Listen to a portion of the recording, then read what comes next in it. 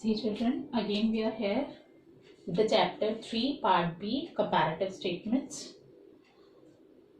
I've explained you what is comparative statement, theory part and the format, and one example I've already sent you through tutorial. Now this is your second tutorial in which we will do 2 or 3 questions at least, right?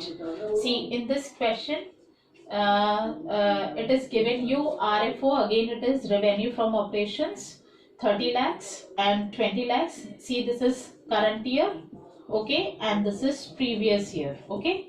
RFO is given you and other income. See, other income is given you 15% and 20%. तो 15% of, तो वो आपको बताएगा bracket में percentage of RFO, यानी 15% of RFO, same 20% of RFO. And expenses percentage of again it is 60% of RFO and 50% of RFO. So amount not given you, instead amount percentage been given you in the question. ठीक है, और आपको बताया हुआ है कि किसका percentage आपको लेना है. तो we'll start from here. Again it is, तो first we'll start from RFO. RFO is given you, पहले आप previous year का देखिए. previous year is 20 lakhs, okay, and it is 30 lakhs. ये कितना आया आपका 10 lakhs. 10 upon 20 यानी 1/2. देखो बेटा, मैंने यहाँ पर आपको बेसिस दिए हुए हैं. If it is 1/2 it will be 50%. Okay, ये देखो, ये आपको मैथमेटिक्स स्टूडेंट्स जो होंगे वो अच्छे से ले लेंगे इसको, कि एब्सोल्यूट चेंज अगर जस्ट हाफ आता है प्रीवियस ईयर का यानी 1/2 यानी इट विल बी 50%. अब आपकी अदर इनकम होगी. Eight other income, other income आप 15% RFO की निकालिए. कितनी निकलेगी जरा देखिए, 15% ऑफ RFO, तो ये कितनी निकली आपकी, ये कितना लिखा है करंट ईयर 30 lakhs. ये करंट ईयर 30 lakhs. तो अभी आपकी ये कितना बोला हुआ है, करंट ईयर का 15%, 20% निकालिए 20 lakhs का, तो कितना आया ये आपका 4 lakhs, और 15% 3 lakhs का 4,50,000. Again it is positive term 50,000, ठीक है. एंड 50,000 अपॉन 4 lakhs, अगर कोई रेशो नहीं बनती है इसका तो आप नॉर्मली परसेंटेज निकालिए. It will be 12.5%. Okay, now will total summed it, तो हमारा इसका क्या आ जाएगा, टोटल करिए, इसका आ जाएगा ये total revenue. Total revenue will be 24L. It will be 34.5L. Will be 10,50,000 and percentage 1050 upon 24 lakhs is equals to 43.7%. Now the term is of expenses. Expenses आपको क्या बोल रहे हैं वो, previous year की देखिए 50% of RFO यानी 10 lakhs. And in current year 60% of 30 lakhs, so it will be 18 lakhs. Absolute change 8 lakhs and 8 upon 10 is 80%. ये आपका टोटल एक्सपेंसेस आ गए. यहाँ पर आप लिख सकते हैं इसको इसी तरह से कर यहाँ पर आपके आ गए total expenses. Now PBT 24 upon 10 14 lakhs, 3450 minus 18 16,50,000. इसका आया आपका 2,50,000 और इसकी परसेंटेज आई आपकी 17.86%. आपको टैक्स गिवन नहीं है तो आपको क्वेश्चन यहीं पर ही एंड करना पड़ेगा. This is your profit before tax. ये आपका खत्म हो यहाँ पर. बेटा इजी है, मुश्किल नहीं है, बस आपको किसकी प्रैक्टिस करनी है, आपको प्रैक्टिस करनी है परसेंटेज निकालने की. And read the question very carefully. वो किसके लिए क्या कहता है, कि अगर आपको कहता है किसका परसेंटेज है RFO का, कभी कभी देखो अभी मैं आपको और क्वेश्चंस करवाऊंगी उसमें आप और देखिएगा कि वो क्या कहता है कि किसका परसेंटेज निकालना है. और बेटा परसेंटेज का ध्यान रखो, how much percentage have been given you. ऐसा नहीं कि इसका 20% है तो इसका भी आपने 20 निकाल लिया, इसका 50% है तो इसका भी 50. आपको परसेंटेज हर साल के आराम से देखने पड़ेंगे. Okay, will do one more question. देखो बेटा, स्टार्ट करेंगे क्वेश्चन एक और। इसमें हमें थोड़ी सी ज्यादा इंफॉर्मेशन गिवन है। देखो, इसमें आरएफओ आपका दिया हुआ है प्रीवियस ईयर 18 और करंट ईयर 19। ठीक है, आरएफओ जिसमें दिया हुआ है 10 lakhs और 8 lakhs। तो हम स्टार्ट करेंगे आरएफओ प्रीवियस ईयर का 8 lakhs और करंट ईयर का 10 lakhs। ठीक है, अभी पहले हम ये बनाएंगे फॉर्मेट, फिर उसके बाद ये एब्सोल्यूट रिटर्न। उसमें अदर इनकम, अदर इनकम आपकी कितनी गिवन हुआ है? 1,50,000, 2,20,000। इसका टोटल करेंगे हम लोग। ठीक है, इसका टोटल आया 9,50,000 और इसका आया 12,20,000। ठीक है, इसका टोटल कर हमने खत्म कर दिया। अब आइए एक्सपेंसेस। एक्सपेंसेस में देखिए जरा कितनी चीजें दी हुई है। हमें दिया हुआ है cost of material consumed. Cost of material consume दिया हुआ है आपका CMC लिख रही हूं मैं। तो इसका दिया हुआ है आपका 3 lakh and here it is 4 lakhs। Next दिया हुआ है चेंजेस इन इन्वेंट्री। तो चेंजेस इन इन्वेंट्री भी क्या होता है बेटा? इसी का ही पार्ट होता है। ठीक है, ये आपको दिया हुआ है 1 लाख और ये दिया हुआ है 2 lakhs। ये है चेंजेस इन इन्वेंट्री। ठीक है, अब आपका दिया हुआ है आगे अदर एक्सपेंसेस। अदर एक्सपेंसेस देखिए क्या लिखा हुआ है, परसेंटेज ऑफ CMC, यानी कि किसके? कॉस्ट ऑफ मटेरियल कंज्यूम के इतना परसेंट निकालना है आपको। 15% और 10% इसका निकाला 30,000 आया और 15% 4 lakhs का निकाला तो 60,000 आया। ये अच्छे ध्यान से निकालना है बेटा, गलती नहीं करनी है। अदर एक्सपेंसेस इसका कितना आया? ये 10% है ना इसका, 10% ऑफ CMC।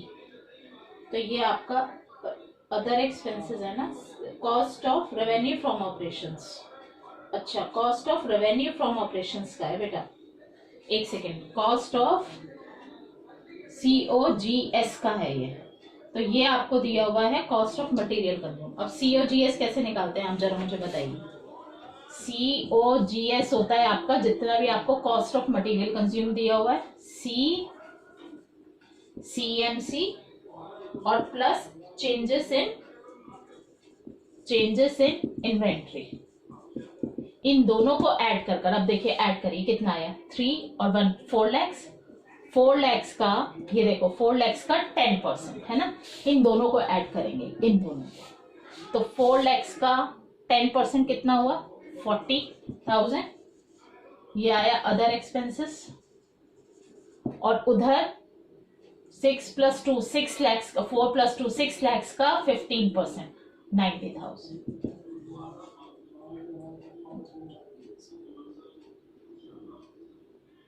ये कितना आया आपका? 4 + 2 lakhs, उसका 15%।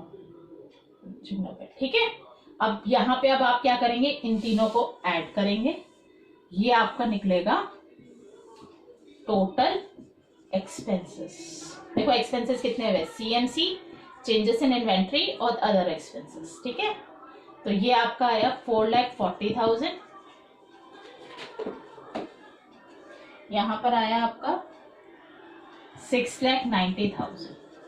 ठीक है, अब आपका नेक्स्ट है कि टैक्स कितना गिवन है आपको। टैक्स में आपको कितना गिवन है यहाँ पर? ये टोटल पहले आप क्या निकालेंगे? PBT क्या निकालेंगे? ये सेकंड हुआ और ये हुआ आपका, ये हुआ फर्स्ट टोटल रेवेन्यू। ठीक है, इसमें से इसको माइनस किया, बताइए कितना आया? ये आया आपका 5,10,000। इसमें से इसको माइनस किया, कितना आया?